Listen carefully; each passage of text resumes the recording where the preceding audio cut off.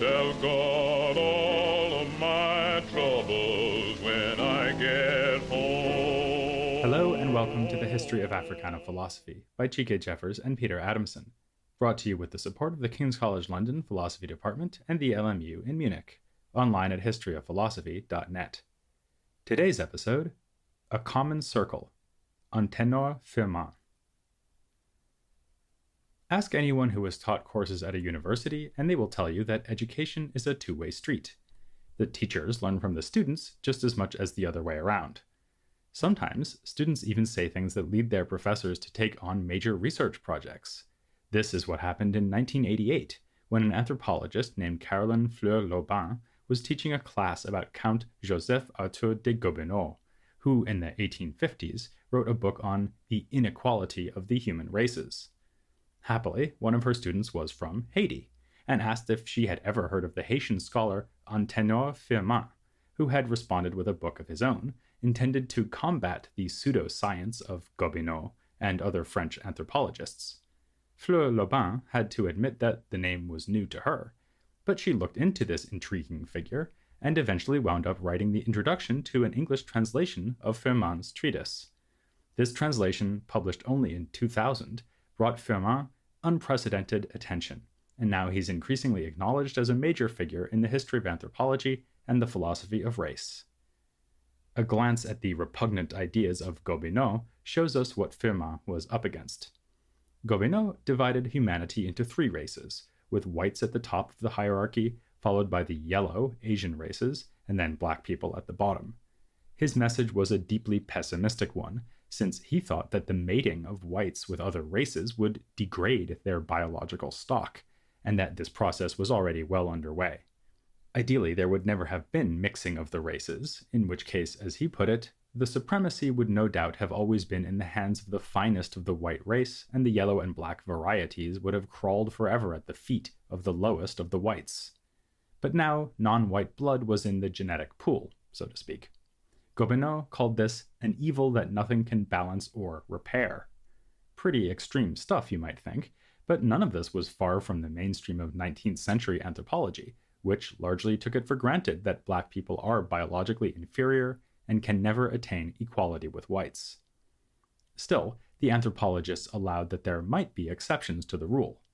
In 1884, while in Paris as a political refugee from his native Haiti, Firmin was allowed to join the Paris Anthropological Society.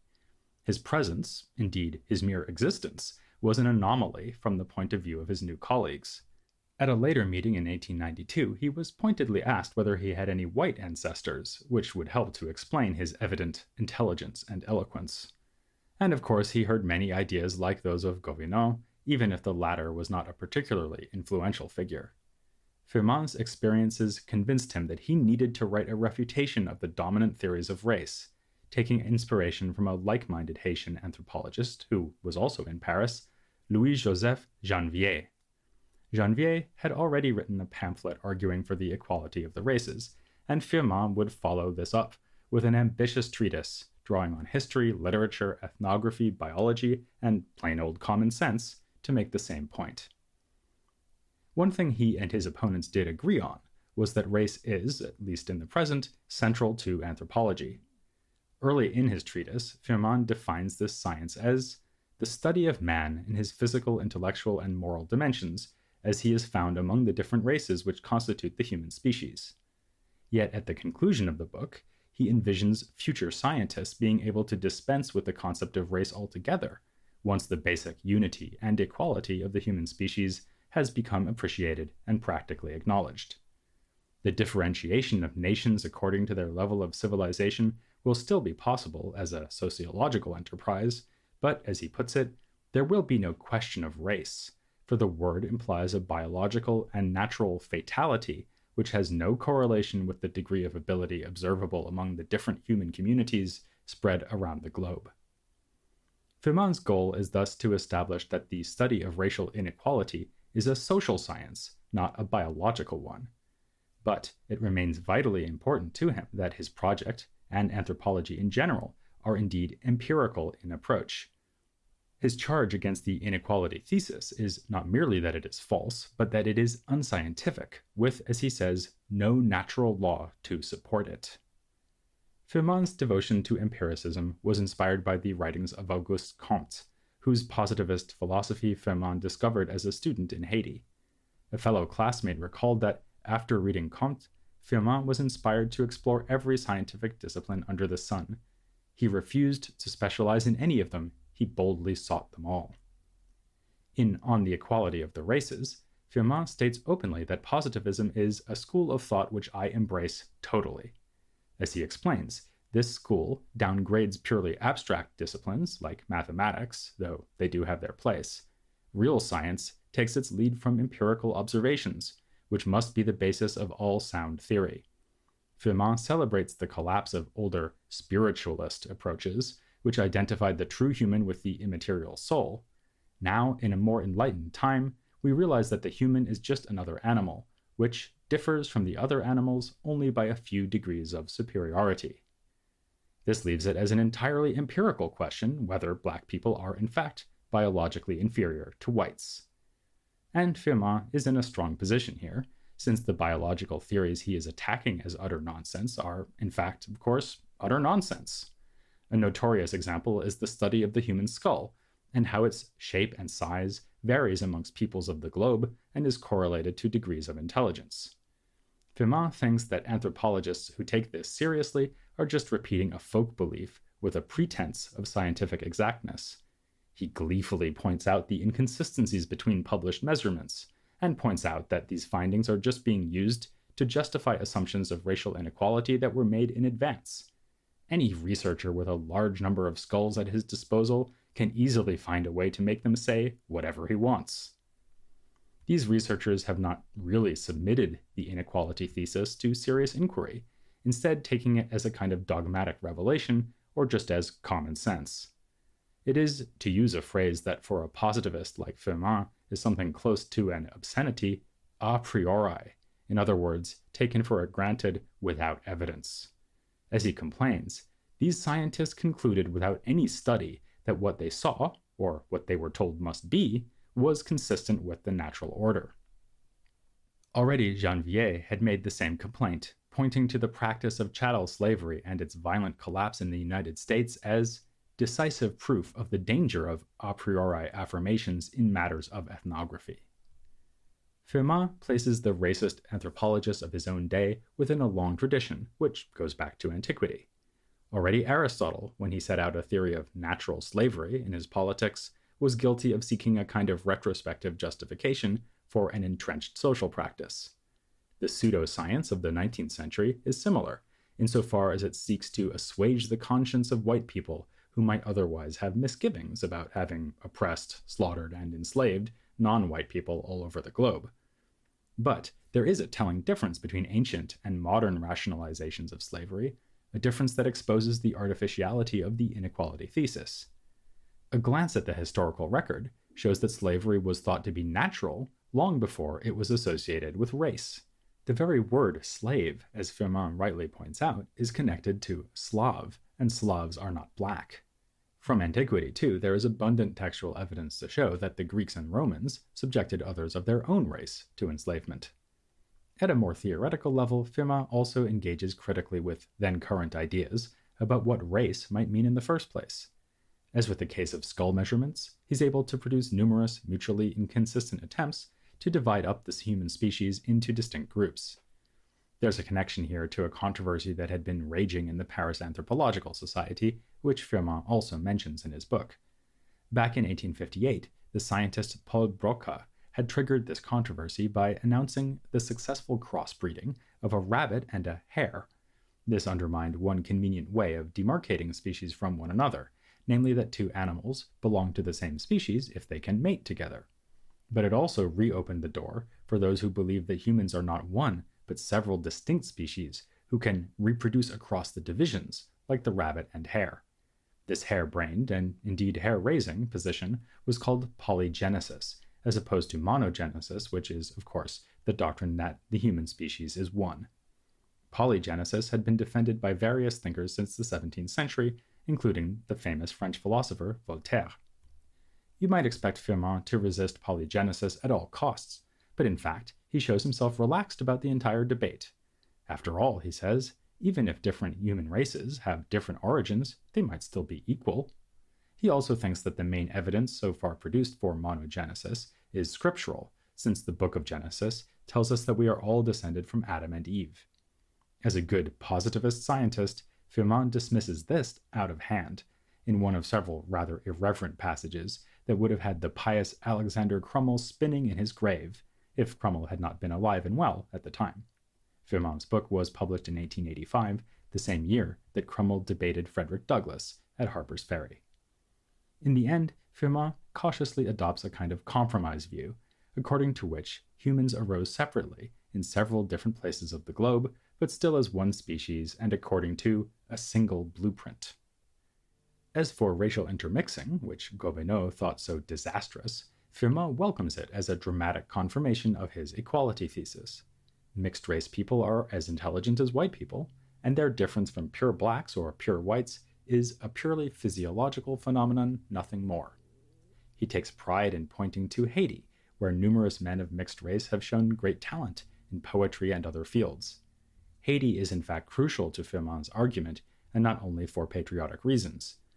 Again, in this he is following Janvier, who called the island a sociological field of experimentation, though Firmin would prefer the term observation. The value of Haiti is that following independence in 1804, people of African ancestry have been able to improve themselves in a way that Firmin thinks all but impossible in Africa itself. Here we have another fundamental flaw in the method of those who propound the inequality of the races. They do not compare like with like. Instead, they consider a highly educated intellectual from Paris, contrast him with an uneducated African, and conclude that the former must be biologically superior to the latter.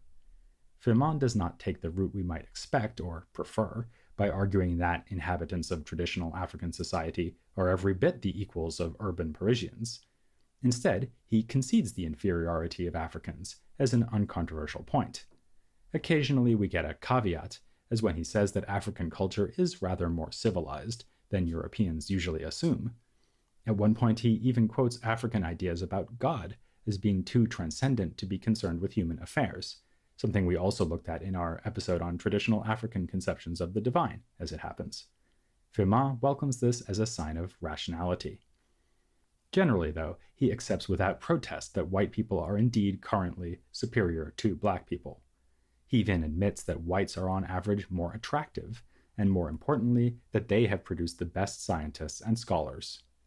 But there is, he insists, no evidence that this is a matter of biology. To the contrary, it is a matter of environment, upbringing, and education. It is only once black and white people have been equally educated that the potential of both groups can be compared. Given what he sees as the undeveloped state of Africa, which is partly due to climate, partly to the lingering effects of the slave trade, opportunities to make such a fair comparison are limited, hence the importance of Haiti. Through their exposure to the values of the Enlightenment, French literature, and so on, Haitians have already made huge strides in catching up with the white race, which Firmin takes already to have journeyed along a progressive path which all the other human groups must follow. Talented Haitians have been able to rise to the level of whites, to the point that they can hardly be distinguished from whites. So in a preface he wrote to the poetry of a black poet named Paul Lochade, he asked, "Can one ever notice the strong dose of African blood that flows in his veins?" This is apt to strike us as a more unattractive side of Firmin's thought. He may have been less religious than Crummell, but he arguably shared with Crummell the notion that black people could only advance by adopting the values and knowledge of white culture. Firmin thinks this is simply obvious. He writes, "Backward peoples need to come into contact with more advanced peoples in order to progress." Firmin is consistent enough about this that he also applies the idea to the difference between the two sexes.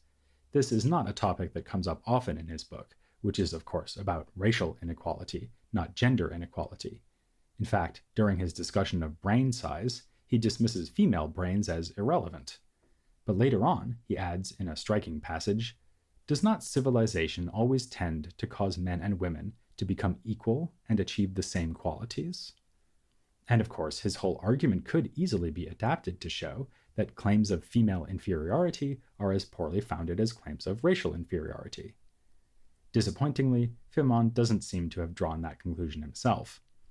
This emerges from a passage where he's attacking Clémence Royer, who produced the French translation of Darwin's Origin of Species.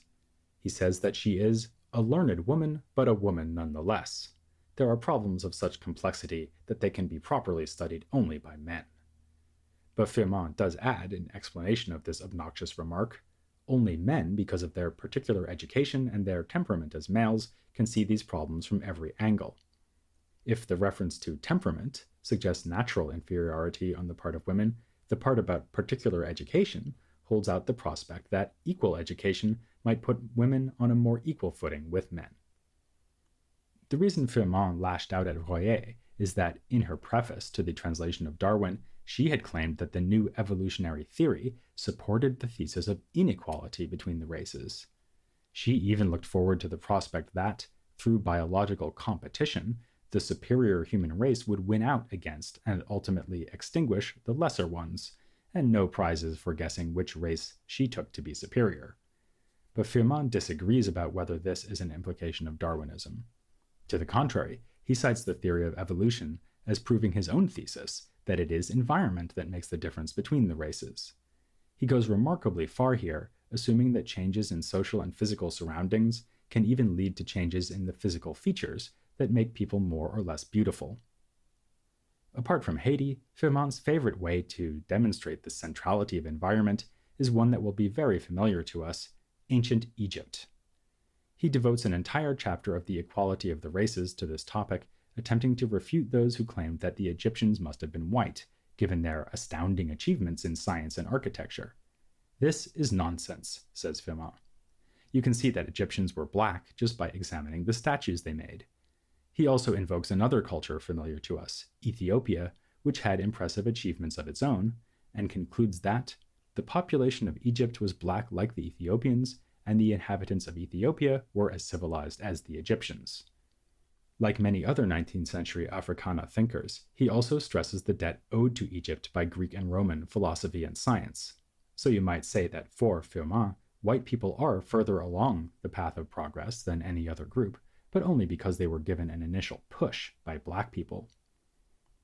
Yet along with these arguments about African sources of wisdom and the great potential of all who have African ancestry, Firmin, in the very same context, repeats his negative assessment of the Africans of his own day, taking recourse to, of all things, the measurements taken of skulls. Though he has discredited this method elsewhere in the book, he here notes that comparison of ancient Egyptian skulls to those of modern-day Africans reflects the fact that the latter have now fallen into barbarism. Given his naming of Haiti as the best example of a society where black people have achieved progress, and the way he values his countrymen's ability to participate in French intellectual and artistic culture, Firmin clearly represents an elitist form of Haitian nationalism. In this respect, we might compare him to other figures of the contemporary Haitian scene, like Demesva Delorme. Delorme's magnum opus, The Theoreticians in Power, asks whether any social order can be successful without empowering intellectuals. The question is pursued through the depiction of a dialogue between two Haitians concerning the thoughts of luminaries from ancient Greece, ancient Rome, and Enlightenment France. Like Delorme, who was a government minister, Firmin was no armchair philosopher. He acted on his ideas about progress in Haiti by getting involved in the political life of the island. After his years in Paris refuting racist anthropological theories, we find him back in Haiti as of 1887. In 1891, he was serving as Minister of Finance and Foreign Affairs when none other than Frederick Douglass turned up in his role as American ambassador. Firmin must have been thrilled. He had cited Douglass in Equality of the Races as an outstanding mind, and quoted at length from the famous scene in which Douglass described the vicious slave driver Covey. The two got on well, perhaps too well, since they were accused of making secret agreements rather than looking after their respective national interests. Both wound up losing their positions. But Firmin tried again. In 1902, he led a political movement in Haiti that sparked a full-blown civil war. His side lost, and he fled the island, never to return, though another Firminist insurgency flared up in 1910 before being put down again. He spent his later years in exile on the island of St. Thomas, the same island where Edward Blyden was born and raised. There, Firmin wrote another major work, The Letters of St. Thomas, in which he argues for a Caribbean-wide coalition that would unite the interests of the region. He wrote, "By joining together their national destinies and attracting all the other Antillean islands, which live today under colonial rule, they would ultimately form a substantial state, capable of maintaining itself on its own and establishing such a name for itself as could be held in high esteem by other nations." An important plank in his platform was the encouragement of foreign investment in Haiti and the rest of the Caribbean. Here we see his continued commitment to the idea that black societies would benefit from exchange and connection to white societies as long as the relationship was no longer exploitative. Indeed, if we look back to his earlier treatise on the equality of races, we can see that Firmin always had his eye on the wider political implications of the anthropological disputes.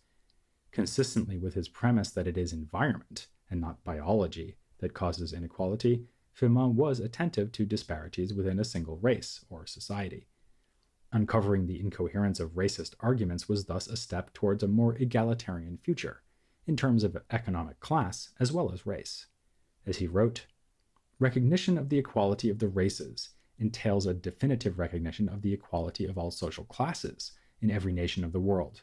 Wherever social inequality is still a cause of conflict, the doctrine of the equality of the races will be a remedy." Admittedly, this is not a major theme of the work. Firmin was no Marxist, but he did believe in, as he put it, human solidarity. Whereas Marx told people that they had nothing to lose but their chains, Firmin chose to end his treatise by proclaiming that an invisible chain links all the members of humanity in a common circle. We've placed Firmin here in our series of podcasts as a late 19th century figure because of the date of his most important work on the equality of the races. But Firmin's Letters of St. Thomas were published in 1910, and he did not die until 1911, the same year that Janvier died, as it happens. So we might instead think of him as a transitional figure between the 19th and 20th centuries. In fact, he attended an event which marks that transition better than any other, as one of two Haitian representatives at the 1900 Pan-African Congress in London. We'll be meeting other delegates to that Congress in due course, among them W.E.B. Du Bois. But we're not ready to leave the late 19th century yet, or indeed to leave the Caribbean. Next time, we'll be meeting the Trinidadian authors J.J. Thomas and Frederick Alexander Durham. The Caribbean coalition envisioned by Firmin did not emerge in historical reality, but by turning our attention from Haiti to Trinidad, we'll be doing our best to recreate it in podcast form here on The History of Africana Philosophy. I'm gonna tell God all of my troubles when I get